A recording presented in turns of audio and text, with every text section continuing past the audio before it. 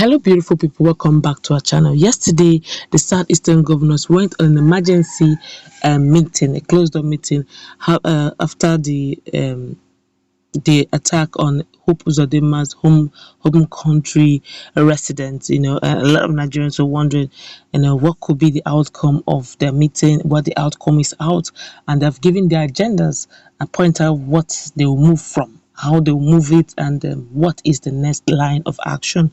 But before we go into the newspaper to find out the resolution of the meeting, we'd like you to subscribe to our channel by clicking on the red subscribe button. Beside it, you will see a bell notification icon. Please go ahead, click on it, get notified as soon as we update our channel on YouTube. Well, the forum at the end of its meeting came up with the following resolutions. 1.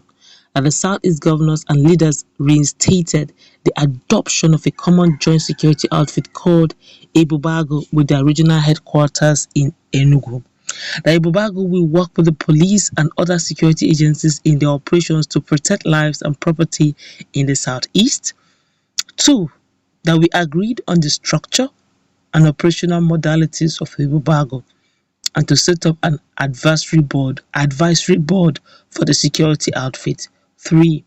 That the Honorable Attorneys General and Commissioner for Justice, that's Attorney Generals and Commissioners for Justice of the Southeast States, have been directed to work with the Joint Security Committee to come up with amendment of the existing state laws to reflect the new Ebube outfit.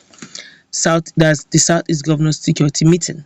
4. That the meeting directed Ohaneze Ndigbo, President, to immediately form 2 committees. 1. Southeast Peace and Reconciliation Committee to engage our people for the peace and security of our people and her visitors.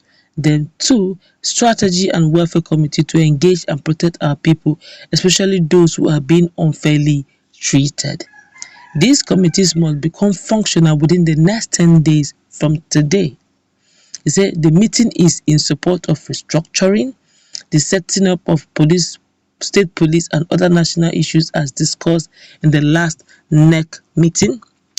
2. A committee has been set up to work out acceptable modalities and submit them to NEC in its next meeting.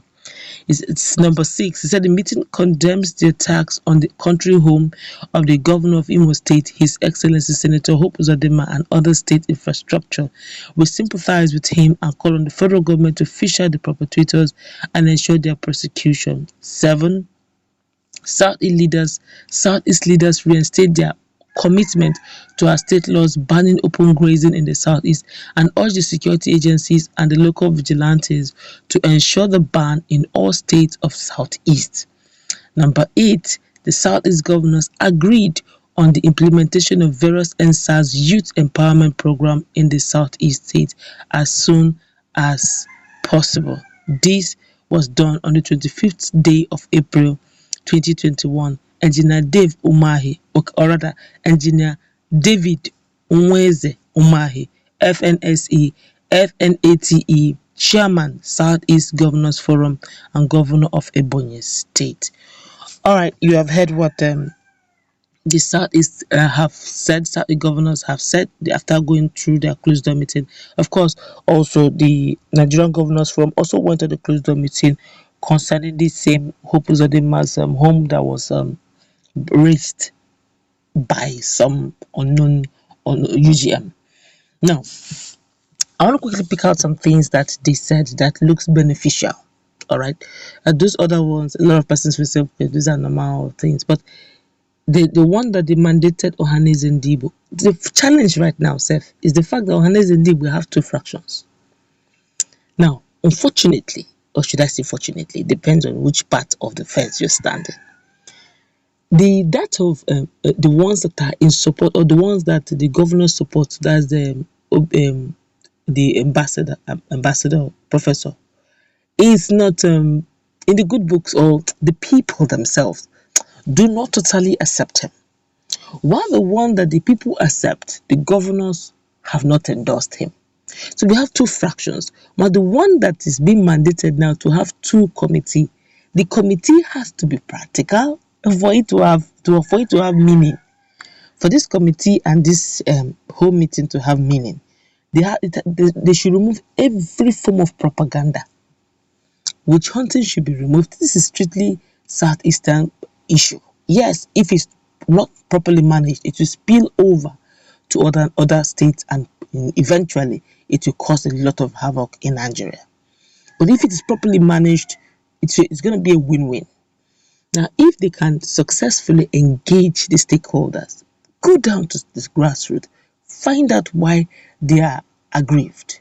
All right, what they're trying to say, they're talking about educative forums, they're talking about sensitizing the people why they should need restructuring, why they should encourage restructuring so that they can all manage the stakeholders, their resources and all that. But a whole lot of the youth out there, particularly those residents in the southeast, particularly those in Nigeria, apart from those one or two persons, the elite and other Nigerians who are looking at the bigger picture, all right, some of them are saying they want Biafra.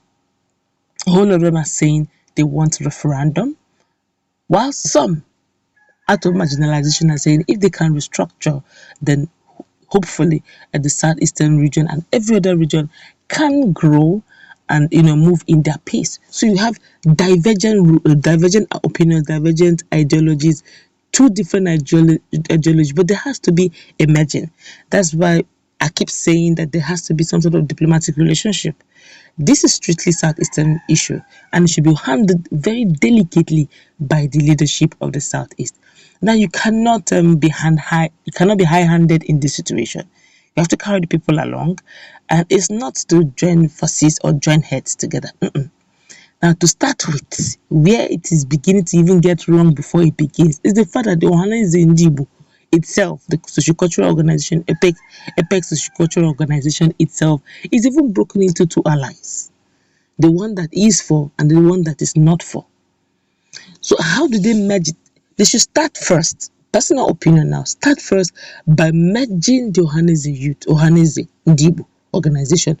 The other fraction that does not agree, find a way around it that they can merge, so they can speak with one voice, so that those who follow the other fraction, now will now say, okay, now this other guy is at peace with this other guy. Okay, let's follow up and let's even hear what they want to say.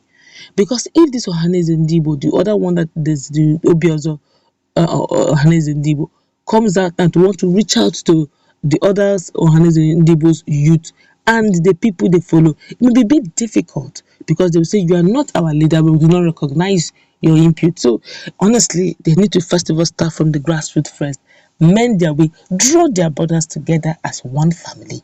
Then they can now be on roundtable discussion, or else it's going to be a shallow thing, something that one or two persons will agree and they will say the Ndigbos have agreed, and that may not also all go well. Let's meet in that conversation. What's your take on the agendas being raised